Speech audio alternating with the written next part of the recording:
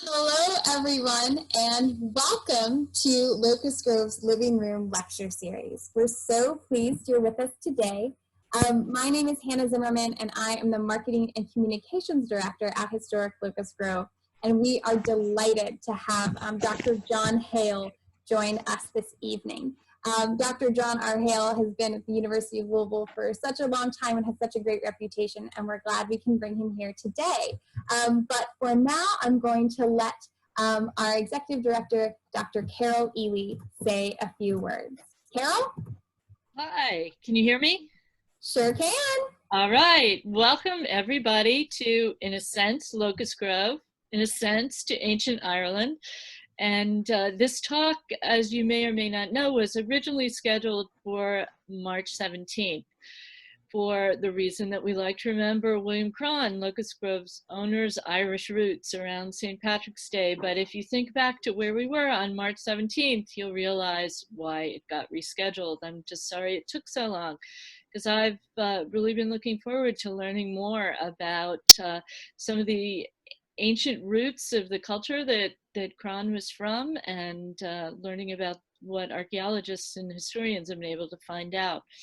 At Locust Grove, we are now open in a limited way, so if you've wanted to take a tour, we're happy to have you. If you would prefer not to go into the historic house at this time and you've never had a grounds tour, we're now offering grounds tours 3 times a week. So you can find out more on our website. And as at many museums, many of our programs have gone virtual. We don't want to bring large groups of people together as we often do, but we can bring them together through the medium of Zoom and YouTube and all the other great tools that we have in front of us. So please keep checking our website, our social media, our email. Whatever way you like to connect, we'll tell you what's going on with us during this pandemic year, it looks like. So I don't want to take up any more of the time that you've come here to enjoy the speaker. So I will turn it back over to Hannah to move us on. Thank you. Well, thank you, Carol. We are indeed open. So that is just a wonderful thing to be able to see everyone in person at a distance, masked and waving. It's been great this last month or so. Just a couple quick tech things. We're going to ask everyone to keep their microphone turned off. That's the way that we can hear you. If you can hear us, that's great. Turning your microphone off won't affect that. We're making a recording of this program. We want to make sure that we are getting everyone, hearing every speaker clearly. And you can talk to us in the chat. You can go ahead and let us know what questions you have, where you're watching from, how you found out about the program, and we will be answering those at the end of the program. But for now, for our quick refreshment of the evening, I'm going to take it over to Brian Cushing, our program director. Brian, what are we drinking today? All right, can you see and hear me? Sure can. All right. Well, tonight, since we're talking about Ireland, we are going to have a nice, cozy, hot Irish whiskey beverage. Great for settling in the evening or on an especially cold morning when you really need to clear your head out. So it is from 1862, Jerry Thomas's famous Bartender's Guide. And it's called Whiskey Punch, but it's not like a punch like if you came to our Punch of the President series last year. We had the bowls of punch. This is just kind of an individual cocktail, and it's kind of its most basic kind of early form. So it's very easy. I'm doing 2 tonight because we got 2 people here. You're going to need some hot water, some boiling hot water, and you're going to need 2 ounces for that. Just a little tip, if you're working at home and you don't have like cocktail equipment, these little jelly jars have 2, 4, and 6 ounces on the side. So those are very handy. I'm actually just in the habit, so I use that still. So the first thing we're going to do, we're going to pour 2 ounces of water apiece into our mugs. And then our sugar, and it says sweeten to taste. About a teaspoon of sugar should be absolutely plenty for this. And the hot water will help that to dissolve really well. So we'll put that in. It then calls for a wine glass of whiskey, and that does not mean a modern wine glass. If you try that, it's going to be quite a big drink. A wine glass in the 1860s was like this, and it comes in about 2 ounces. So that'll be 2 ounces of Irish whiskey each. It also says you can use Scotch whiskey for this. Since we're in ancient Ireland tonight, we're going Irish. All right, there's our whiskey, and then just 2 ounces more of your hot water.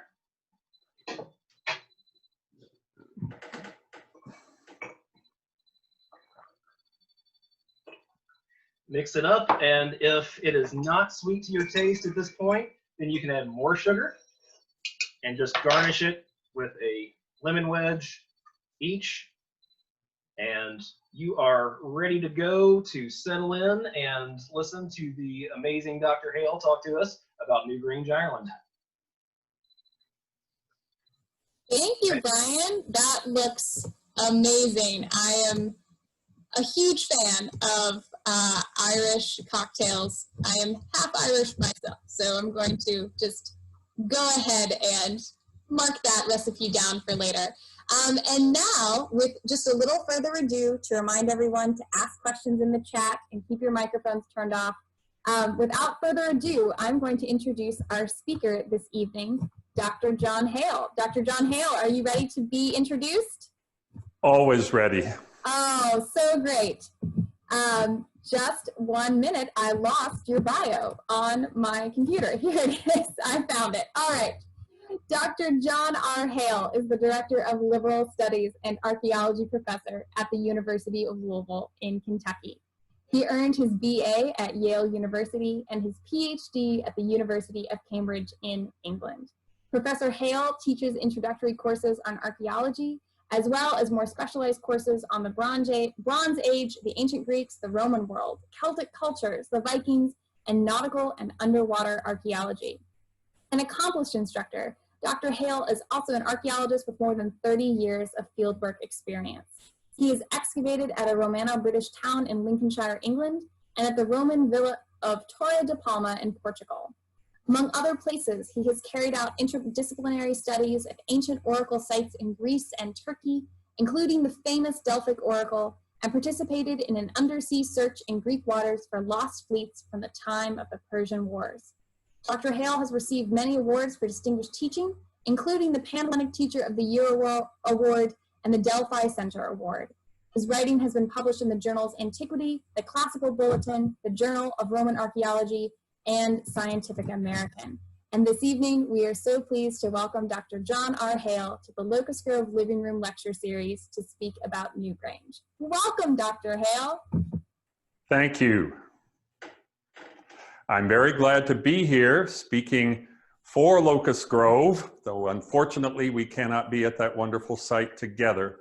But I want to greet all Locust Grove enthusiasts who have tuned in, and also those who, like me, are always interested in new information about the past. Newgrange is one of the most important archaeological sites, not just in Ireland, but on the planet. It carries us back to an age centuries before the pyramids in Egypt, before the great tombs of Mycenae in Greece, to a time when one might have thought in that Neolithic or New Stone Age, there was very little science. But Newgrange shows us that there was architectural science and there was extraordinary astronomical wisdom and learning and lore more than 5,000 years ago in ancient Ireland. Newgrange is what we call a passage tomb. It is a central tomb with a long passageway leading to that sort of igloo, stone igloo-like central structure where the original inhabitant, the dead great person who was buried here, would have been laid with all their treasures. And through that passage, it's of great interest to us for this presentation and to scientists about Newgrange, rays of sun would also pass in a mystical way to that central chamber. Newgrange, therefore, is called a passage tomb. It's one of the types of megalithic monuments, and it is older than Stonehenge, it is older than the pyramids, and to one prejudiced observer, more remarkable than either. Newgrange is part of a tradition that we call megalithic, a tradition in Western Europe way back in the New Stone Age, more than 5,000 years ago, for erecting gigantic stone structures. And here in this initial grab bag presentation of different kinds of megaliths, big stones, you can see up at the top left some menhirs, some standing stones. Look to the right, you will see the most famous megalithic monument, Stonehenge. Bottom left, that's a stone table that would have originally been a tomb for a clan or family, and all covered and hidden by an earth mound. And then some modern or more recent megaliths, they're only about 1,000 years old, from Easter Island in the middle of the Pacific, where again, we see a link to ancestors. All megaliths seem to be celebrations of ancestors, and the Easter Island megaliths are actually carved in the images of the ancestors, the men who are the forefathers of various clans. Now, megalith simply means big stone, megas, lithos, big or great stone. And we are going to be focusing down on the masterpiece of the sacred sites of Europe's Neolithic, New Stone Age. That's a time when the men have started polishing stone tools instead of just chipping them. And the women have started farming. Plants came in on the women's side of the division of labor, so the earliest plant farmers were women, while the men had domesticated animals and were herding. Here you see on these two maps the image of these Neolithic farmers as they come eastward out of the Near East, where all the domestication of wheat and the other crops originally happened, and hunters and gatherers are zero population growth. Couples will have 2 or 3 children. They know what the land will carry in terms of wild animals and wild plants. They can't grow beyond that. Farming changes everything. By working, plowing the land, raising increasingly large crops, the sky's the limit. And the great tidal wave of humanity that came out of the Near East, where those grains were first domesticated, and flowed especially north and west through Europe, it came to rest on the eastern edge of Iberia, Portugal and Spain, of France, the Low Countries, Denmark, even a little bit in Scandinavia, but the final surge crossed the English Channel and reached Britain and Ireland. Let's get up and close and personal with this megalithic tradition. There are 4 types in the European tradition. The most common is a menhir that translates to standing stone or long stone. And menhirs are simple upright pillars, almost like phallic emblems. This is a period that was quite straightforward about worshiping the sexual elements in creation. And so the male phallus was an object of worship, and their god was a great mother goddess. And in the few images we have that they made of her, her head is sketched in, but her great breasts, her pregnant belly, her wide hips for nurturing the next generation. She is the mother of us all. She's the great mother of the world. And we have to see her behind many of our Neolithic structures. The dolmen, that MEN word, as you can tell, is Celtic for stone. Dolmen is a stone table. Cromlech is a rock circle, and a passage grave is what Newgrange is. You have a circular tomb, you've got a long passage that leads out to the outer world, and the 2 are called a passage grave. And this is the megalithic heartland. Brittany in France, west of England and Wales, and parts of Ireland. And this is where we are zeroing in to see this extraordinary, supreme example of megalithic work, Newgrange. Before we go there, let's see its counterparts. Menhir, standing stone, long stone, and then beyond the menhir, we get into our dolmen, our stone table. And here's a classic example of that from Brittany. Our cromlech, which we won't see much of this evening, is a series of those standing stones, those menhirs, arranged in a circle as if each stone stands for a person or a spirit, and they are gathered together for a great conference or even a dance.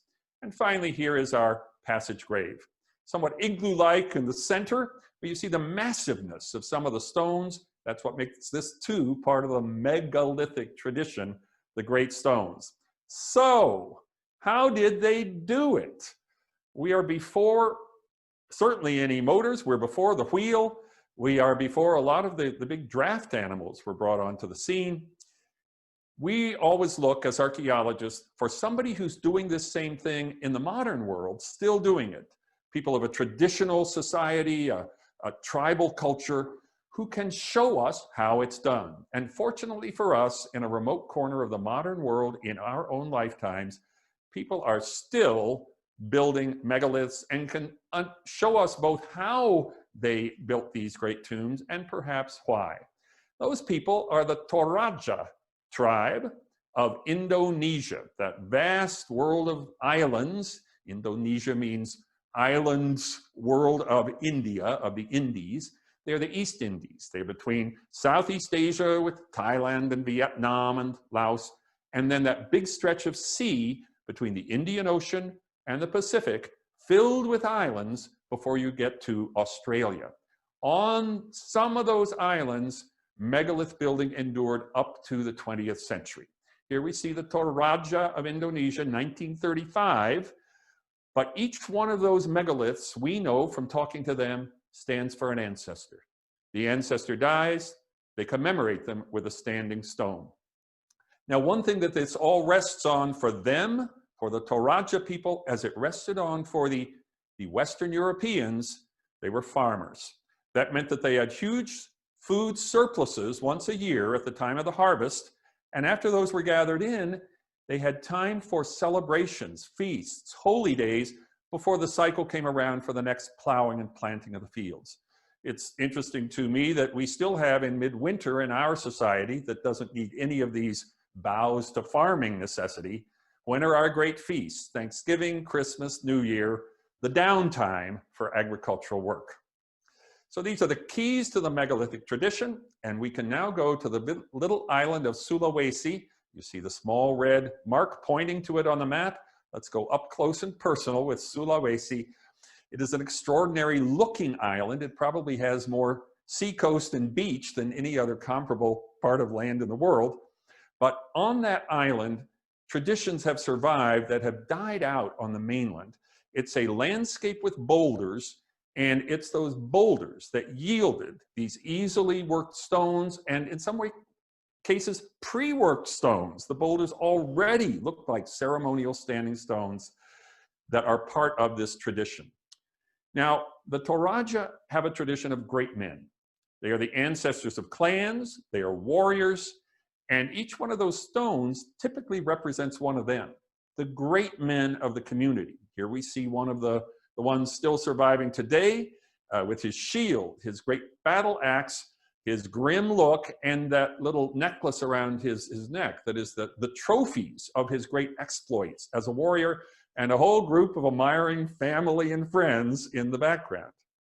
Those chiefs still get out and they do these dances. What we can't reconstruct, one of the things for Newgrange is, what were the ceremonies, the celebrations, the costumes and so on that surrounded this tomb while it was still in use. You can see they are wearing great heraldic emblems on their backs. It looks like they're wearing walls on their backs, buildings on their backs. But this is the kind of tradition that goes on with an intense ancestor worship, because the gods are all around you and you must look after them. So closing in, you can see each one of those pieces behind them has heraldic designs on it, identifying that clan and that lineage from a given great man who was the ancestor of many. One thing we can't reconstruct for Newgrange are the actual ceremonies, which certainly involve sacrifices. One of the earliest elements of human religion is the sacrifice. You can only get something from the spirits or the gods by giving them something. And that means killing an ox, a chicken, a horse, or in many cases of our early ancestors, a human. Human sacrifice was still part of world religions right up in certain places to the 20th century. Here is an example of a piece of human remains that's not from a sacrifice. This is another thing we don't know for Newgrange. It was looted long ago, like all the Egyptian pharaohs' tombs, except dear old King Tutankhamun, who missed the eye of the grave robbers. But all of these megalithic tombs would have been filled with treasures, and they would have been the offerings carried in by generations of those commemorating and venerating the spirit of the dead ancestor who lay within. And you can see there's a hat for the ancestor to wear. There's the skull of the ancestor, what looks very much to me like a beer bottle, and clothing also. They're in another world, but they still need all the necessities of this world. At Toraja, they have taken a cliff face and made it an apartment house for the ancestors. Those are all mummies up there, gorgeously dressed, presiding over their descendants down on the fields. There's a little closer look, and let's bring some of them down. Here is a grandfather and his wife being dressed in modern array, a grandson tenderly putting a band of honorable rank around his grandfather's skull years after grandmother and grandfather died. And if we go on and look at a few more of these, they've moved with the times, neckties, two-piece suits. And in this one, very touching to me, we see a reunion between the widow of this man and the man himself, brought out one day a year from that place you saw where they stand in state, and touching him with a mingled look of awe, and as if she's trying to draw him back from that land of the dead, which has captured him, while all the whole tribe look on, deeply interested in this dialogue between the living and the dead. Of course, for the young of our own generation, the dialogue can take, for us, rather humorous turns. Selfies, friends taking photos of you and grandpa on their own little tablets, but it's moving with the times. I think it's a beautiful thing that this has not been rejected by the young people of Sulawesi. And it's a joyous thing for them, a celebration for them also. Now, how does this relate to our megaliths? You saw the stones at the beginning. This is a precious photographic record of how the last megalithic builders still operating on this planet, how they did it. In the year 1915, World War I is raging in Europe. Believe me, Indonesia doesn't care. They are laying a chief to rest with a gigantic stone slab. The chief's son is actually standing atop the slab, and all the people who are holding ropes are pulling that slab on this conveyor belt of round logs that roll with the stone on top as they draw it along. You do the math is my comment. One dead leader, one funeral feast that lasted a day, in which all the dead leaders' kinfolk treated the whole community to a great feast of drink and food in their ancestors, or their dead loved ancestors' honor. And then 3 days of work, 525 stone movers joyously drag the stone across the countryside with the son of the dead chief riding on top and directing the operations. So we are so grateful as archaeologists that we have this ethnographic parallel. That's our term for anything that goes on in the modern world among folk traditions, which shines a bright light for us centuries, millennia into the past on the traditions of our ancestors. And in this case, the traditions at Newgrange, Ireland. Now, Newgrange is countryside now, but it must have been the center of a huge Stone Age and early Bronze Age community. It's isolated, it's way out in Ireland's green world near the bend of the Boyne River. But this artist's image gives you a sense, with the pheasants in the foreground, of the sort of thing it would have been, with the countryside all around, wild things creeping right up the edge, and people not living near it, but going to it on pilgrimage. Tombs and great sacred places like this of our ancestors were not neglected the way we typically neglect tombs of our own in the cemeteries around our communities, which are lucky if they get visited once a year, if they've been there for a generation or two. These were places of constant veneration, ceremony, and ancestor worship. The location of Newgrange is in the area of Dublin on the east coast of Ireland, looking across the Irish Sea to Wales and Britain and the rest of that megalithic, big stone heartland. And here we see it with an aerial view in Ireland's emerald green countryside, with the trees casting their shadows, and that doorway facing toward us. We are looking at it due from the south. The doorway faces south-southeast. I took a bus trip around Ireland once to all the great sites. We went clockwise, starting in Dublin, and they had contrived it so the biggest and the best was saved for last, Newgrange, an unforgettable experience. And we were there on a cloudy day, so we did not have this excitement. But year-round on a sunny day, you will see an interaction between the sun on the horizon at dawn and at sundown, interacting with the circle of outer stones and the edge or the top of the great tomb that's in the center of it all.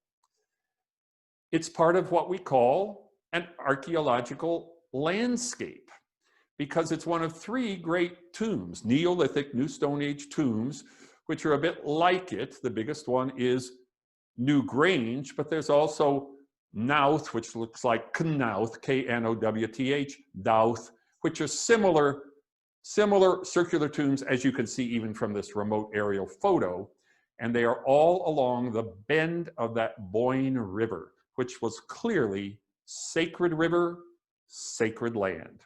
And from Newgrange, you can actually, from the top of it, if you're allowed up there, you could look across the countryside and see Knowth, and from Knowth you can look further and see Douth. So it's as if they were for signal fires that could communicate with each other.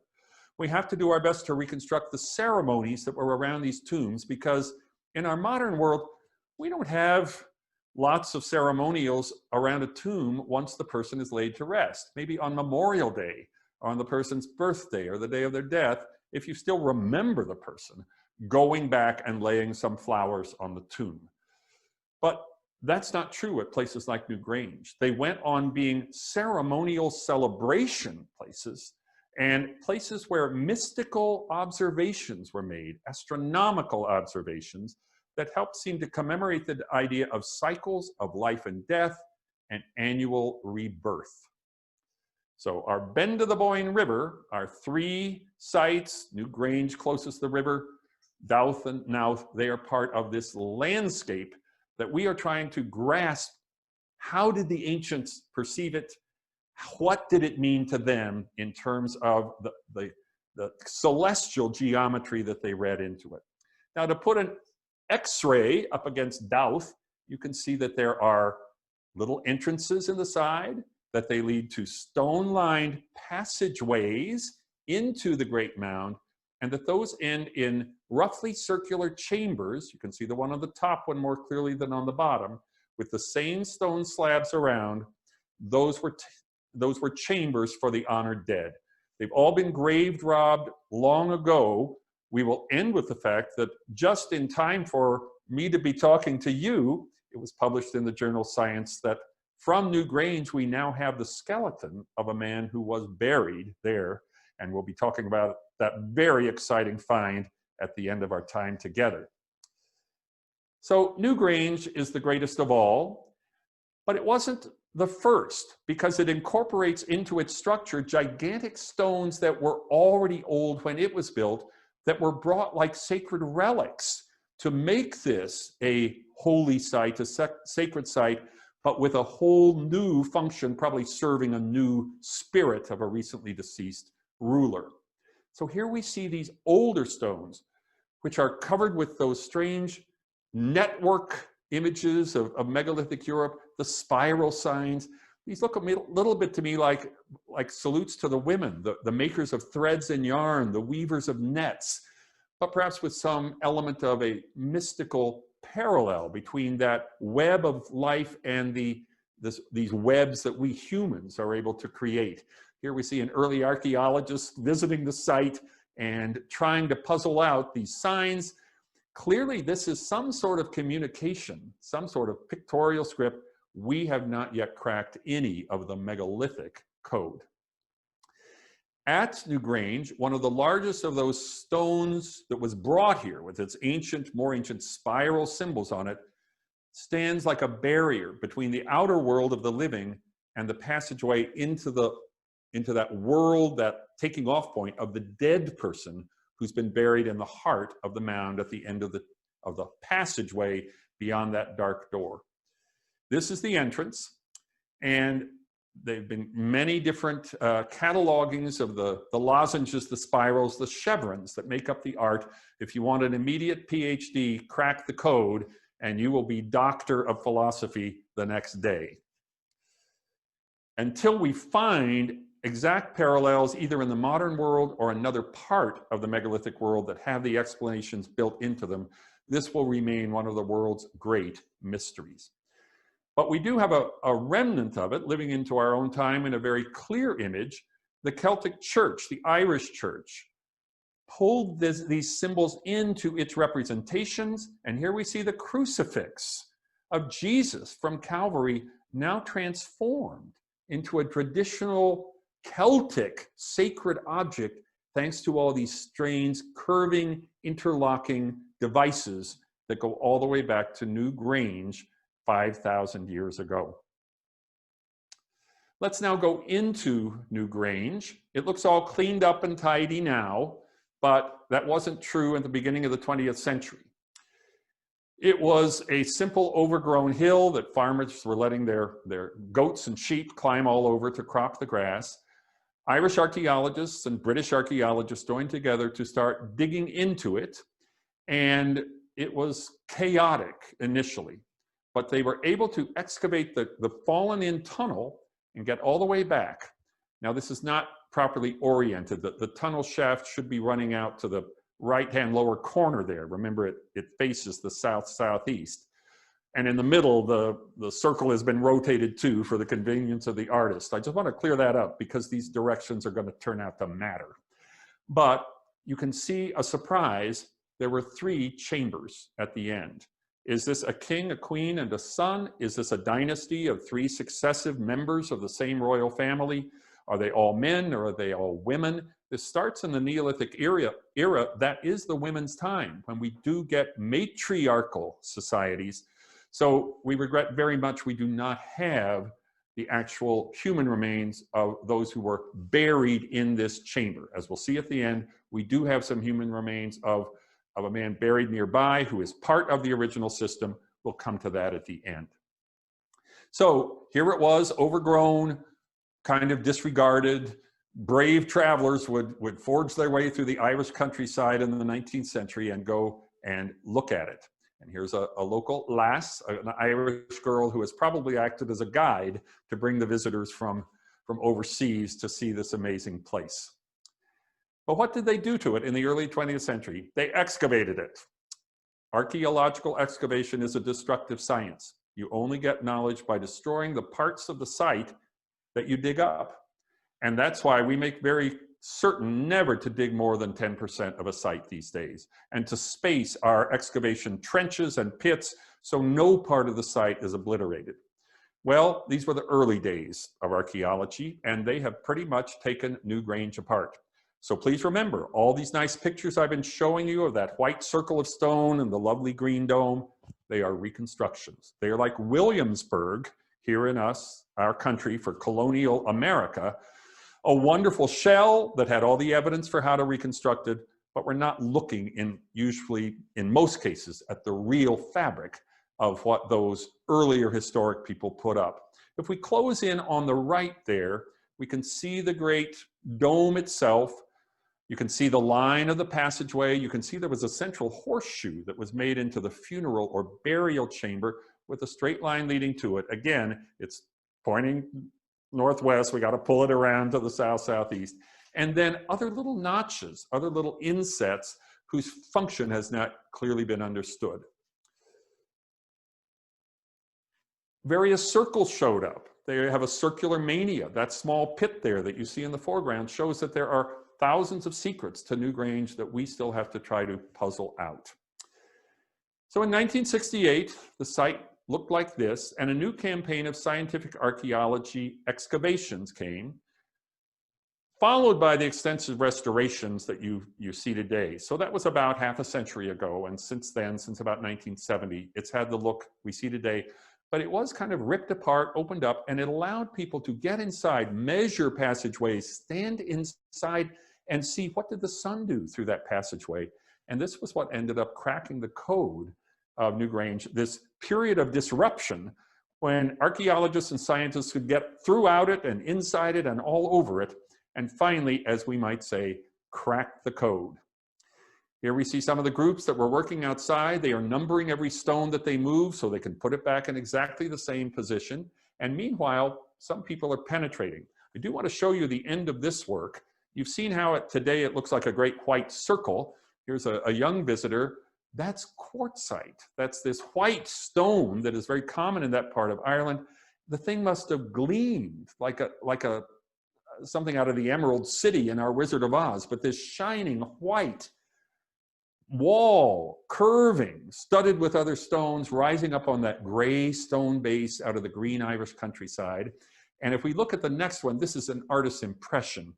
This has not all been reconstructed, but that shows you the majesty, the extraordinary appearance of this.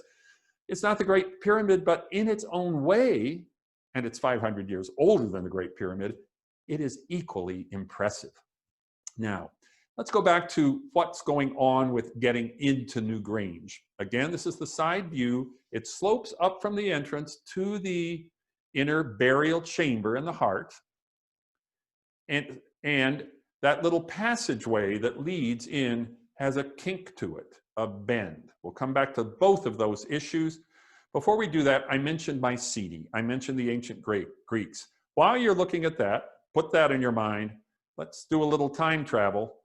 It's almost like the architects did their work in Ireland and went down to Greece. There are too many centuries in between for that. This is not what we call diffusion. This is what we call convergent evolution. Two cultures are on the same track. They are worshiping their kings almost as gods. They find ways to construct tombs that will be continually visited and places of worship that will wow the heck out of every visitor for all time to come. The tombs were designed while the kings and queens were still alive. They wanted to make them as grand as the Taj Mahal over in India, which was also a monument to the grandeur of a ruler. And into this world, we have to project ordinary people like us who are doing the work, and we're the intended worshipers here, but the great divine, semi-divine kings and queens for whom these will be their resting places for eternity. So it was built by farmers, New Stone Age, using simple tools of hewn wood, blades of chipped and polished stone. One thing they had that we sometimes seem to lack is patience. They would devote all of the year that wasn't devoted to their agricultural labor, which was months, to working on this royal tomb for their great god king. Their own lives were incredibly simple. They're in the Neolithic. They're on the verge of starting to experiment with copper, so that's the easiest metal to work, so they can make simple tools, but you know, pure copper tool is not very hard. So stone is still the main tool-making substance when Newgrange is being built, and what a structure to build of nothing but stone tools. We also know that although the royal people buried here, one of whom has recently been found, we will talk about that figure at the very end, but there were cremations around Newgrange. And here we see a reconstruction of an Irish family all those millennia ago, gathering around a little pyre of logs. The remains of their family members are there, and they're praying to the heavens, to the gods, the spirits of the underworld, to receive these dead. This was a ceremony attracted to Newgrange because now these honored dead of your family are somehow in the aura, the sacred halos of these god kings or god queens that are inside the most extraordinary monument in their world. And this adoption by early humans, it may be associated with early sun worship. as they switch over from the pure Neolithic that has gone on for millennia of worshiping Mother Earth, the source of all of their food. Now they're into this Bronze Age, the age of warriors. Warriors look up to the sky and they start inventing sky gods because somebody else is back home doing the farming. So it's no longer the breadwinners, the farmers who make the religious decisions and traditions. It's a new breed of warriors. And since then, typically in our Western world, God has been male. Back to Stonehenge. Now we've got it properly oriented. The tunnel is facing out to the south-southeast. Let's go there to watch a midwinter sunrise on December 21st every year. You remember there was a funny transom over the door. As the sun comes up over the distant hills, as it hits the line of the hills, its first ray of light hits Newgrange. It's a little too high to get in the door below, but it goes in that transom over the main door. And look at the next image. It shoots over the transom through that hallway. It's focused vertically by the low roof of the hallway, but as that floor of the hallway we talked about rises, the beam goes to the floor of the internal funeral chamber. And that wouldn't happen if it was all flat. The effect would be dissipated by the whole floor being illumined equally.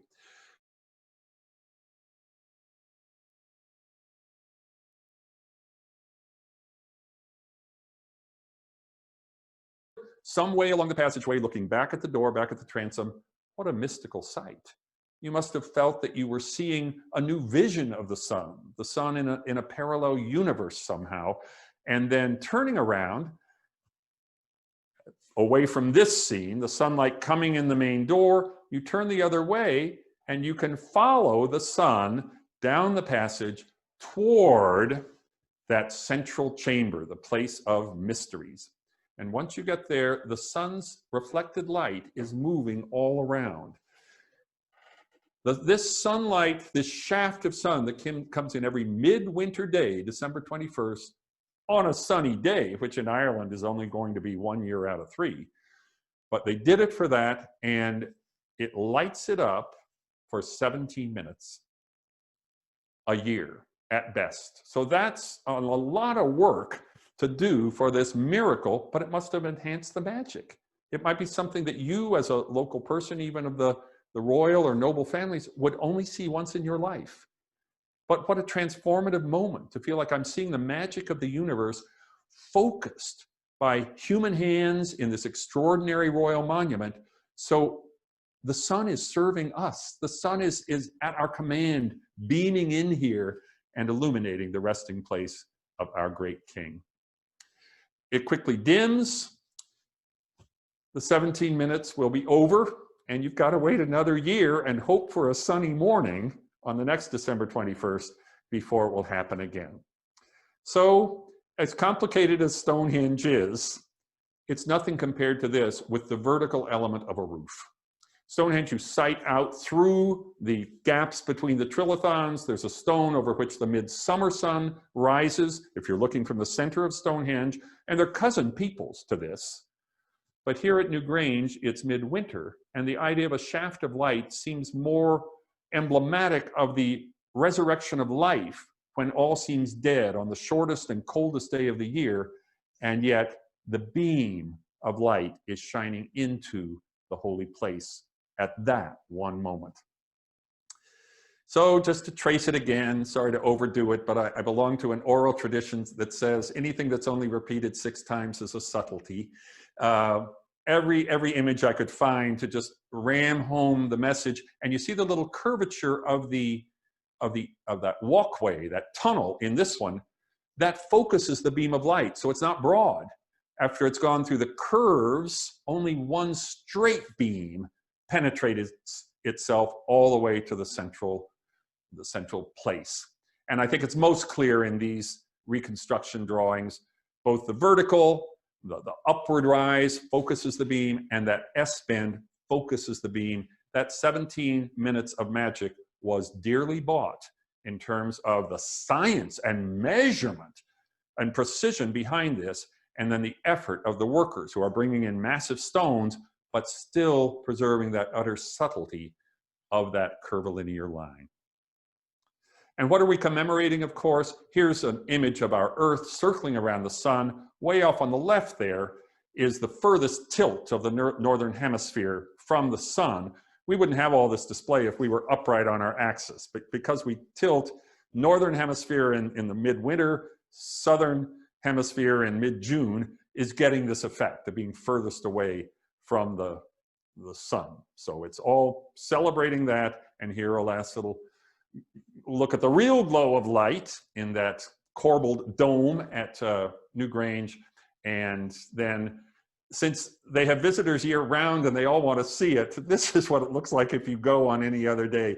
They'll light up a model dome for you so you get a sense. This is what I saw when I went, and I was still awed and thrilled at the honor of seeing it. I've also noticed what others have noticed before me, those ancient Irish spoke in symbols. They did not yet have a written language, and here are their spirals, and these are sun symbols, but they're also kind of looking at the spiral of time, the thing spiraling out, widening and widening and widening. It's an active, it's a dynamic kind of a design, and you find those spirals all over. Here are some 3 joined together as you come into the central chamber. So this is the world of archaeoastronomy at Newgrange. It's one of the sites where this very important field was invented, and it is meaning that it's looking at ancient astronomers through the lens of our archaeology. We look and examine and reconstruct the past, not through its writings, but through its things. The structures of the ancient people, the treasures they left behind, the tombs they built, right down to the marks of their plows in their ancient fields, if we can find those buried under modern earth. Everything that is a thing in the ancient world is ripe for the study of archaeologists. And I've always been grateful, as I tell my students, to the NCIS, CSI crime scene investigation franchises on television, because at last, after a lifetime of teaching, I have a parallel that all my students get for archaeology. Both for the crime scene investigation teams and archaeologists, we go to a place where something happened, something human. For them, it's a crime. For us, it's anything. The building of a house, a battle, the launching of a ship, the sinking of a ship, anything human, we go. But we do what they do. We collect every single piece of physical evidence, from a blood stain on a broken piece of pottery, to a gigantic tombstone, to an entire ship. We bring it back to laboratories, having marked exactly in the field where it came from. And then we get an interdisciplinary team of experts to look at each class of artifacts and human remains to answer a simple question: what happened here? And it's through all of this careful measurement and work by so many generations of archaeologists, antiquarians working at Newgrange, mapping it, measuring all the sight lines, that we can now say what happened at Newgrange. Now, the evidence for this advanced Stone Age astronomy and architecture are here on the northwest edge of Eurasia, more than 5,000 years, is astonishing. We are literally half a millennium before the Great Pyramids of Egypt, which I always thought of as a child as the supernova, where the ancient world suddenly displayed itself as in all of its grandeur and scientific complexity. But I want to say to you also, this is still a mystery for us as archaeologists. Why aren't there more predecessors to Newgrange? Why does it literally appear like a supernova explosion out in the galaxies? Much more archaeological work has to be done to explain Newgrange. Now, along with it's older than Stonehenge, it's older than the pyramids at Giza. Even today, one of the greatest mysteries of the human past. And we are have the thrill of looking at it, of trying to study it, of trying to puzzle out its secrets, and I think that's going to go on to the end of time. It's such an extraordinarily complex thing. In this image, drawing near the end, We are seeing summer mists out on the fields. We have to realize they saw it this way too on misty summer mornings. It seems to float. It seems to be something that doesn't pertain to this world.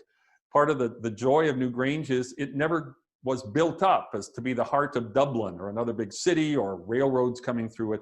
So we can appreciate in Newgrange. Some of you may have been there, and if so, I hope you'll get in touch with me and tell me about your experiences.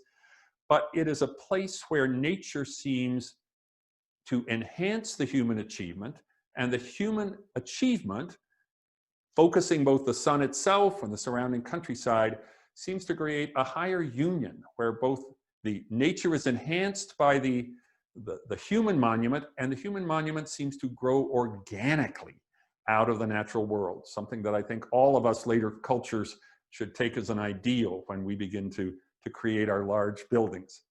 Now, we have an exciting update for Newgrange. I had prepared this lecture for you, and suddenly within recent weeks, a gigantic firestorm of news interest has centered around Newgrange because of a recent discovery. There was a team of young Irish archaeologists working at Newgrange. There they are in one of the passages they've dug into the Great Mound. So we're in the edge of the Great Mound, and they're simply doing random tests. You never want to dig up all of everything as an archaeologist, but you'll pick a place, you'll mark it and say, we will dig here, we will record that, so after we backfill it, future archaeologists won't think this is from the original builder's time. We'll often drop a coin or something in, minted in the year when we're digging, so archaeologists of 1,000 years from now find, what's this penny, and who's this Abraham Lincoln, and why does it say 2020 on it? But they'll know. They'll know that that was an intrusion, a pit. Well, these folks are going to do the same thing. I don't know what Irish archaeologists throw in, but they will. But you can see they're working on the periphery of the Great Mound. They're digging down. What the gentleman in the green sweater is holding is a meter stick. Those are sort of 1.5 feet, half meter marks in red and white, and she is reaching over with her yellow tape and measuring a position of something that they found in there. What did they find? You can see we're out on the outer edge of the tumulus. They found one of the first tombs ever discovered at Newgrange, and it is a skeleton of extraordinary interest. This is so recent, this is the only picture I could find.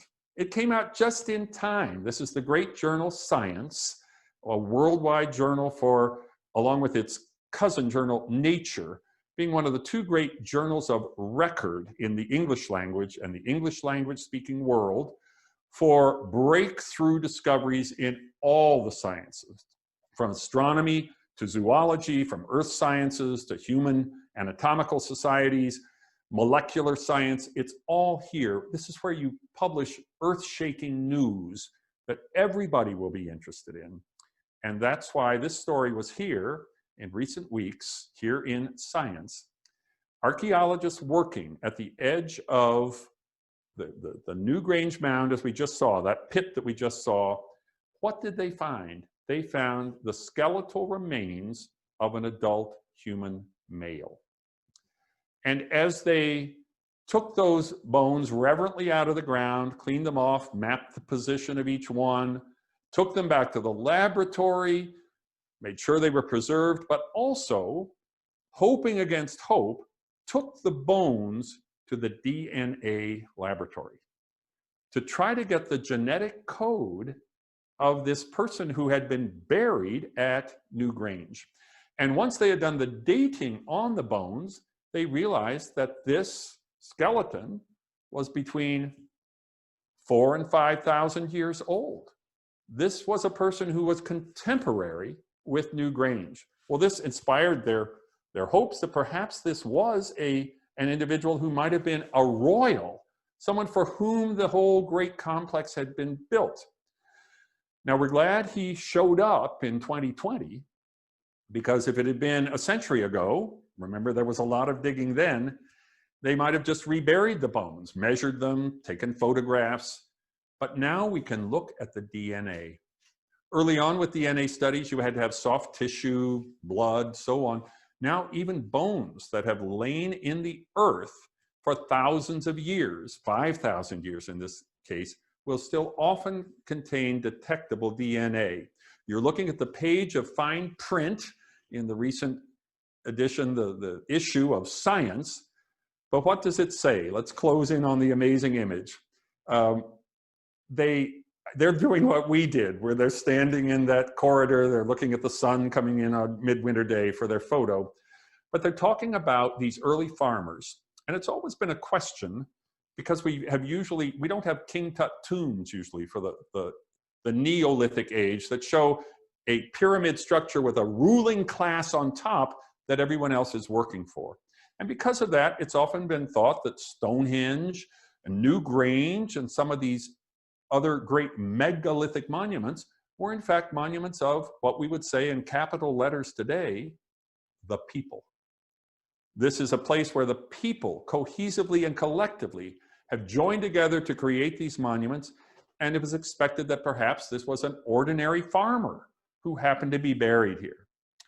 Then they did the DNA studies. You see that big word incest staring you in the face. DNA gives you that individual's genetic code. And the genetic code suggests who your parents were, because you're half of one and half of the other, and were they related? This individual, the first adult male, the first human ever found at Newgrange, he had DNA that suggested he was the son either of a brother and sister who had married and had children, or of a parent and child who had married.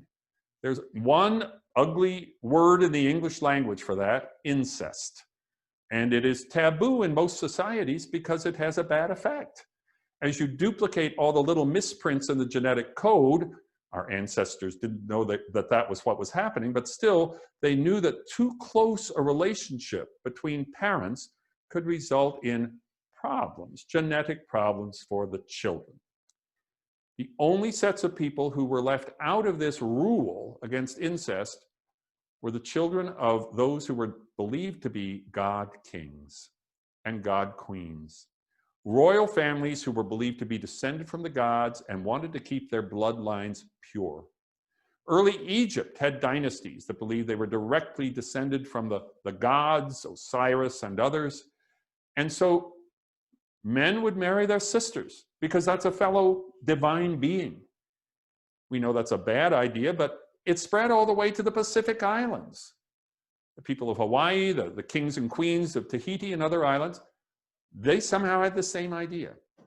So if this is a royal tomb, it may show us that this is the earliest place we can see this.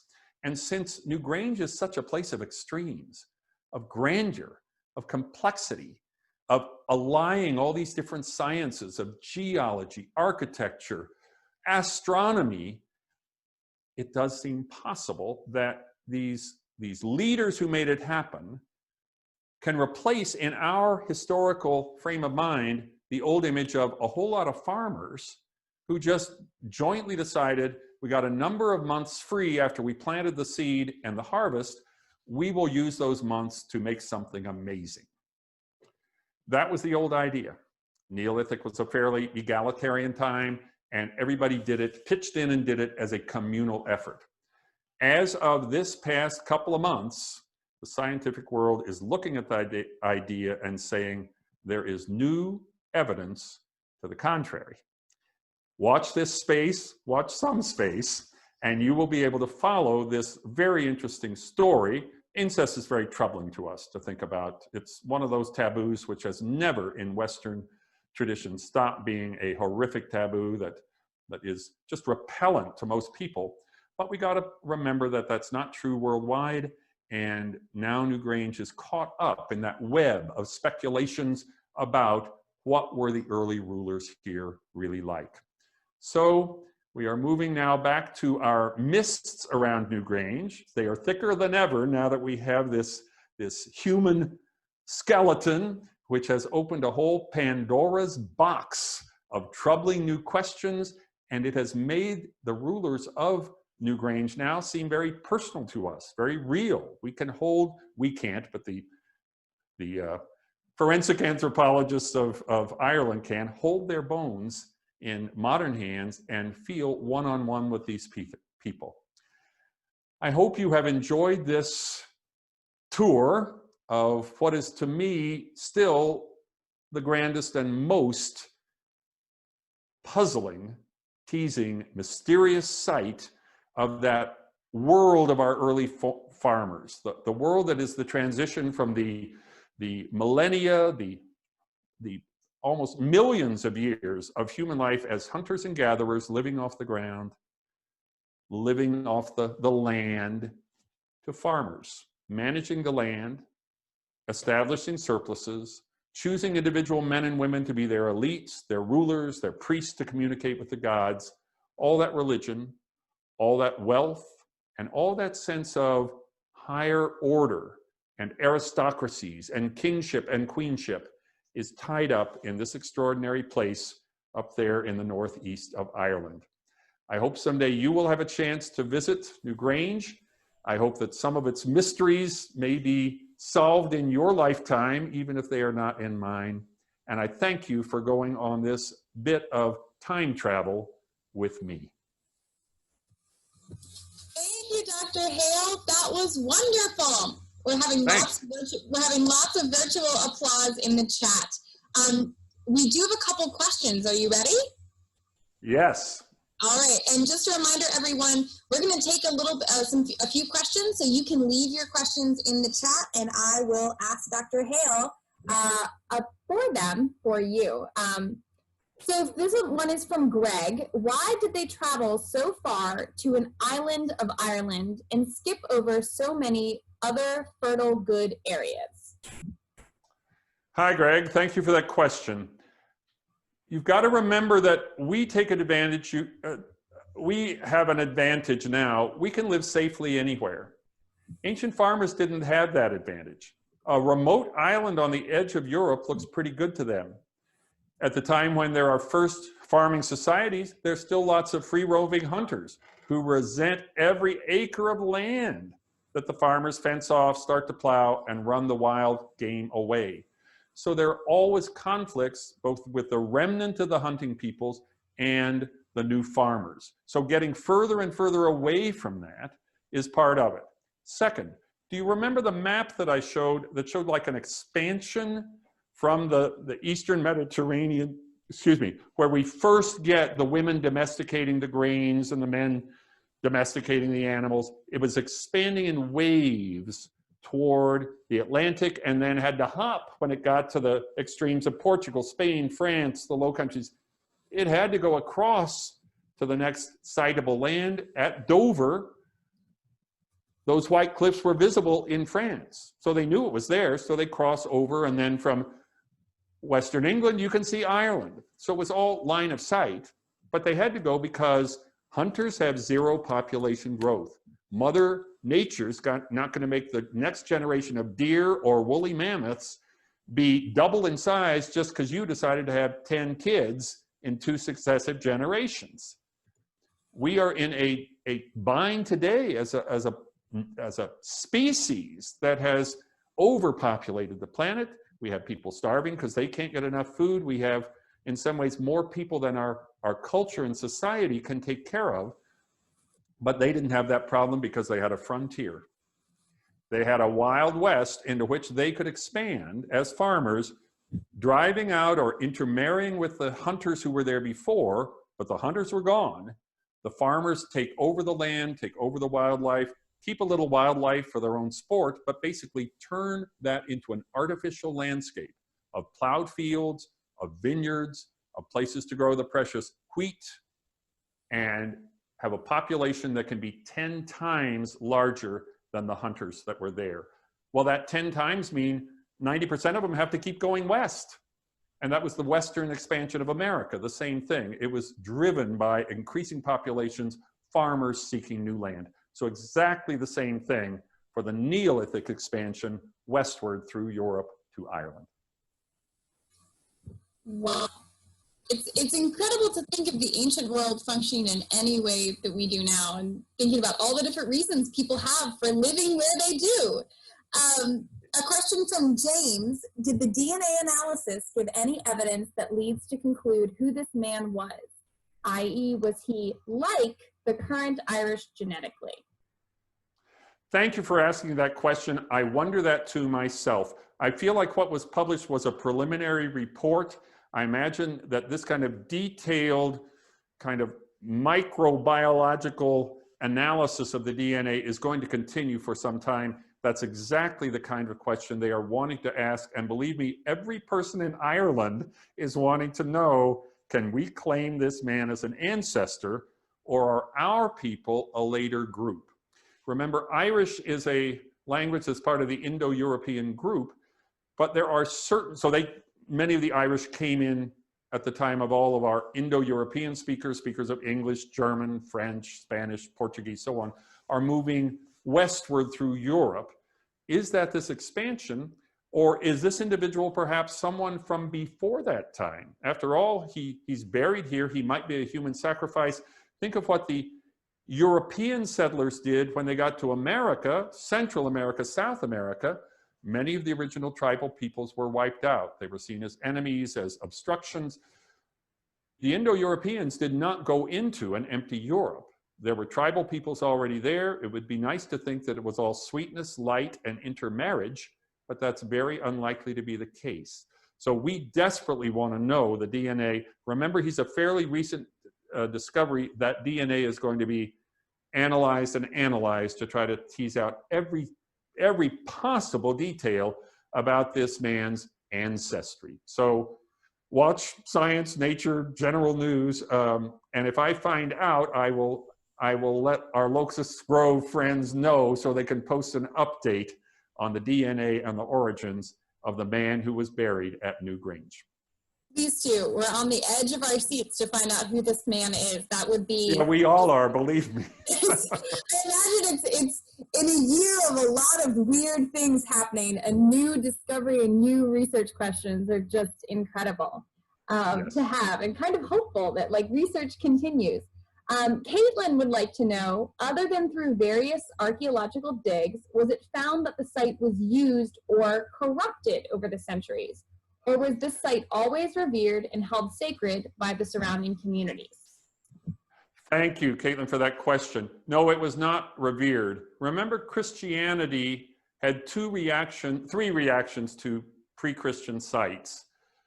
And this is true with other religions that come in. It's not just Christianity, but that's the main one that affected Irish sacred sites. They would either adopt them and take them over and make them their own, or they would demonize them and tear them apart, or it was just neglect. And the latter seems to be the case with Newgrange. It was this big thing in the middle of gigantic estates. It probably belonged to the early kings of Ireland who were Christians, and just on royal land. It was protected, may have been an area for hunting, and the farming was not going on. We don't know in detail the owner by owner history of Newgrange through all time, but we do know that in England and in Ireland, somewhat more than on the continent, for whatever reason, the people who lived there in historic times identified with the monuments on the land. And so even Stonehenge was spared. All these people who needed stone all the time still didn't use it as they might have. It's true that to some extent there was some quarrying. There were times when trilithons fell down and they were not replaced, but people would cut them up into building stone for a new foundation. But in general, Stonehenge exerted a magic, and it seems that Newgrange did also. A feeling of awe, a feeling of respect. If you read Thomas Hardy, Tess of the D'Urbervilles ends with poor Tess finding her way to Stonehenge and finding she's laid down for the night on that altar stone, the heel stone. And so it was part of the fabric of their lives. And Stonehenge is the only monument of Britain. The Romans never got to Ireland. It's the only monument that the Romans and their even earlier Greek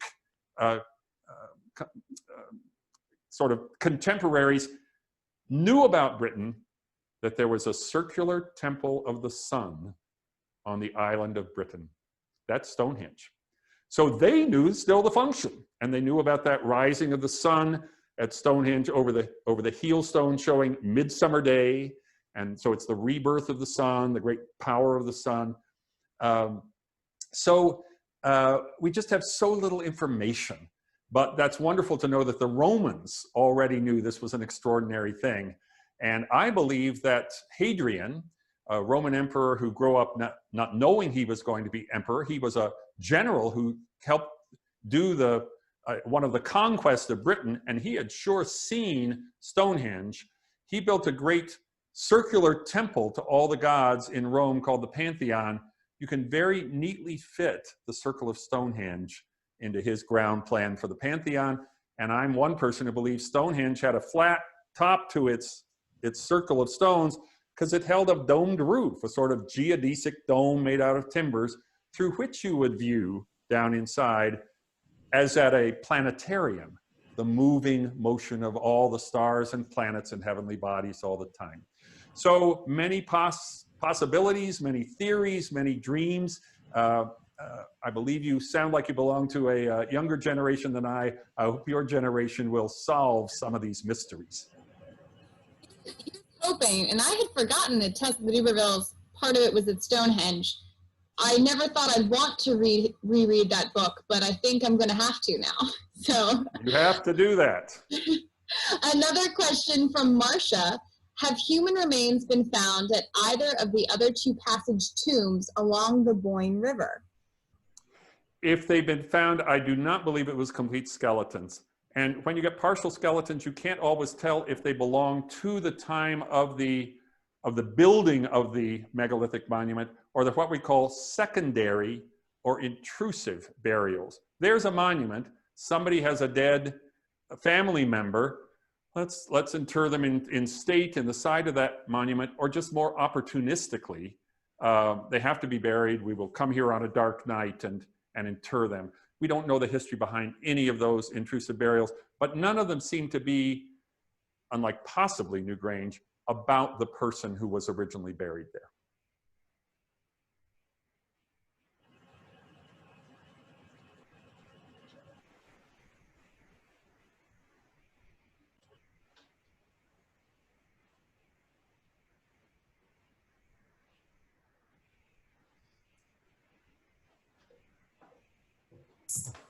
I'm still muted. It would be great if I could learn how to work this.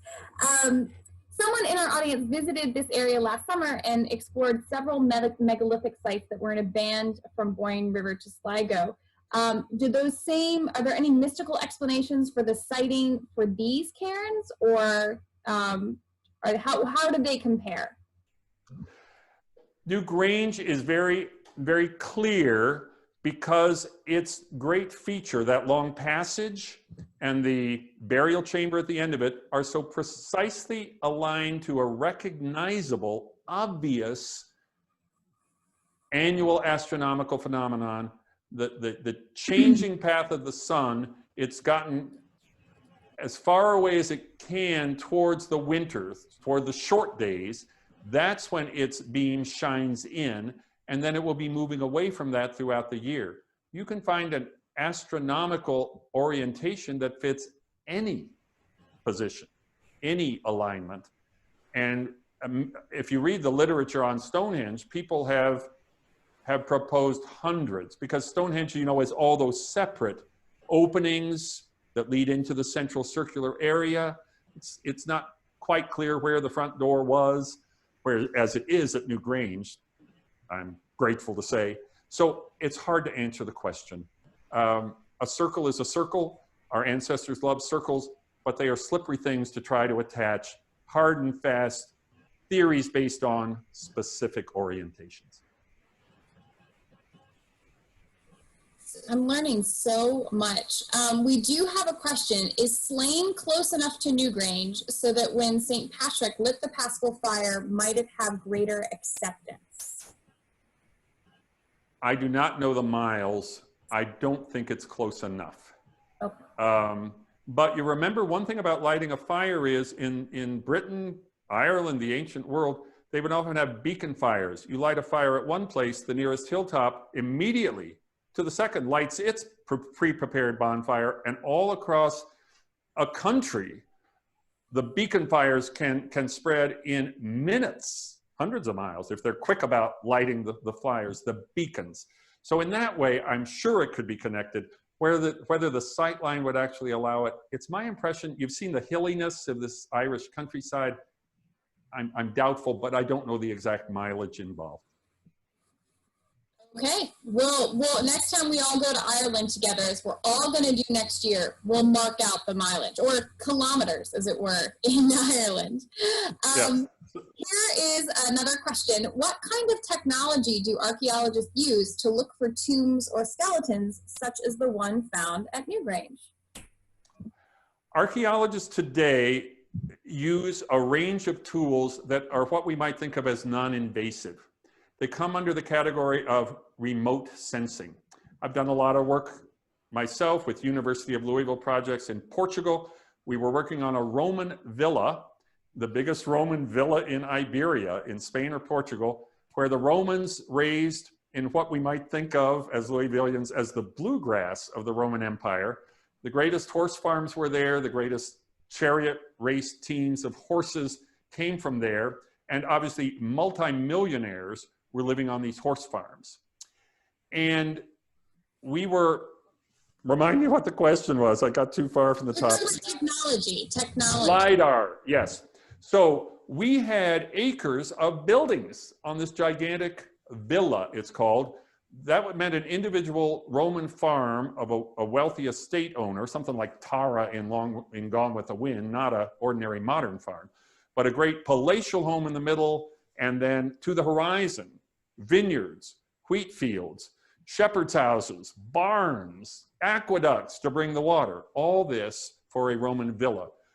The reason it's a confusing term is at the collapse of the Roman Empire, when cities were dangerous to live in, wealthy and important people, including priests and bishops, moved to those villas in the countryside, and they became the centers of what we today would call villages, or what the French would call a ville, V-I-L-L-E. Louisville is the villa or city of Louis, one of the kings of France.